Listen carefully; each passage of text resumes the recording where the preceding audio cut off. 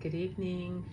Welcome to my reading room, and I would like to thank you all for joining me. We're going to be reading from Charles Fillmore, and the book title is Atom Smashing Power of Mind. So we're going to be reading from chapter 11, and the title is The Only Mind. So let's get started. I say, an idea comes to me. Where did it come from? It must have had a source of like character with its own. Ideas are not visible to the eye.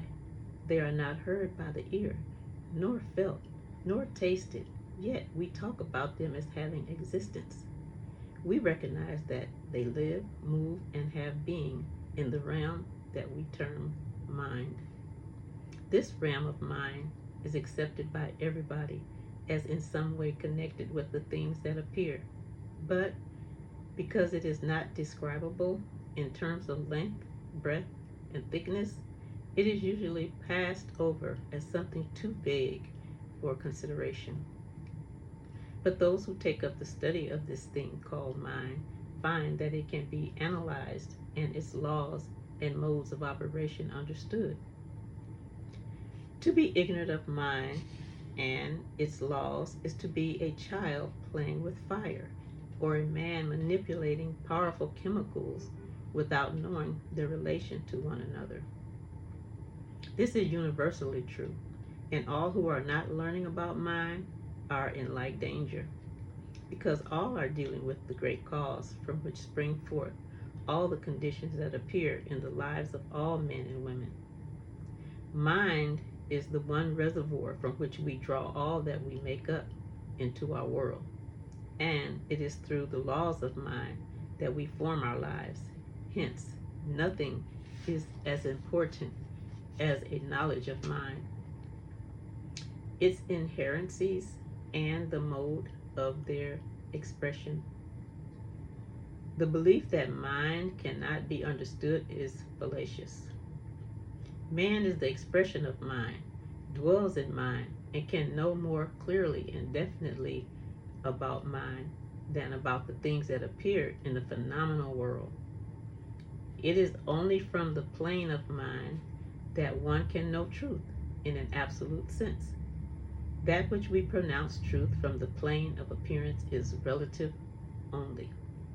The relative truth is constantly changing, but the absolute truth endures, and what is true today always was and always will be true. It does not require scholastic culture to understand mind. Persons who do not even know how to read or write may be very adept in the realm of pure mind. It does not follow that he who talks most fluently about mind knows the most. He may theoretically perceive the underlying principles without realizing their working factors in his own being. Mind is not a language. Mind is not formulation. These are outgrowths of mind. They are man's way of communicating to his fellow man the concepts of his mind. Thus, very simple persons, from the world's standpoint, frequently know a great deal about mind and its operation that they are unable to express in language. Women, as a rule, know more about pure mind on its own plane than men, because they trust that inner faculty of pure knowing called intuition more fully than man. The medical wise of the world today cannot comprehend how quite a little person who knows nothing about physiology or medication can sit down beside their dying patients and bring them back to health without apparently doing anything. And they never will know until they dwell behind a knowledge of externality and learn mind to mind the workings of spirit. Some persons confound the realm of knowledge about things formulated through the intellect with pure knowledge. Intellect and its plane of activity are not pure mind, as the realm of matter is not spirit. The same essences of being enter into both, but wisdom is sadly lacking in the intellectual realm. Intellect has formulated its conclusions from the sense side of existence instead of from the spiritual side, and these two sides are divergent. No one can know about the potentialities of mind and how they are manifested except through a study of mind self without any reference whatsoever to things or their relations. One may logically deduce a system of being from abstract intellectual reasoning, but it will lack the living fire that accompanies pure mind. Those who study mind know the same things, and though they be dumb, they enjoy the communion that ever goes on in thought. No one should for a moment imagine that because he lacks the technical education of the world, that he is therefore not fitted to study the science of mind. No matter how ignorant you may be of the world's ways or God's ways, if you will give your mind to the attention of the one mind, you will in due season become wise. This great law of mind and mind recognizing each other and flowing together in unbroken wisdom has been known in all ages and among all peoples. The scribes and Pharisees who knew the life and lack of scholastic advantages of Jesus, the carpenter's son, exclaimed in amazement, "How knoweth this man letters, having never learned?" Mind is the great storehouse of good from which man draws all his supplies. If you manifest life, you are confident that it had a source. If you show forth intelligence, you know that somewhere in the economy of being there is a fount of intelligence. So you may go over the elements that go to make up your mind, go to make up your being, and you will find that they draw their sustenance from an invisible and, to your unlimited understanding, incomprehensible source. This source we term mind because it is as such that our comprehension is best related to it. Names are arbitrary, and we should not stop to note differences that are merely technical. We want to get at the substance which they represent. So if we call this invisible source mind, it is because it is of like character with the thing within our consciousness that we call our mind. Mind is manifold in its manifestations. It produces all that appears.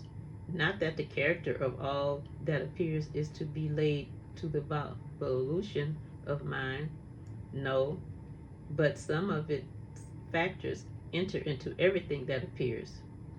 This is why it is so important to know about mind and how its potentialities are made manifest. So we know that which we term mind is the reservoir of the universe and man, and that in it is stored up all the way we may desire. So it behooves us to study this great reservoir and learn its laws. We call it mind because through our study it has disclosed to us a quality that is not apprehended by those who study it in its phenomenal aspect. The physical scientist tells us that there is a universal energy in which all motion, light, heat, color, and the like have their origin. We claim that what they have discovered is the power side of God, and that there is another factor that they have not discovered, but that is associated with the universal energy. That factor is divine wisdom. They admit that there is evidence of design in the varied and beautiful manifestation of this universal energy, but they are at a loss for a way to make the acquaintance of the designer. To know this designer and manipulator of the substance and energy of the universe is what our system of mind development teaches. It instructs you how to acquaint yourself with the qualities of mind, and through them to seize upon the substance and life of the universe and bring them into harmonious relations in your body and affairs. This is something that few learned physical scientists have attempted. And here is a field of discovery upon which few have yet launched forth. In fact, but few of the materialistic school have ever caught the first ray of this light. They have, it is true, longed to know more about the wisdom of the Creator, but it does not seem to have dawned upon them that the wisdom of God is just as much present everywhere as energy and substance. By all the methods known to their science, they have tested the many elements of the formed and formless earth and air, and noted the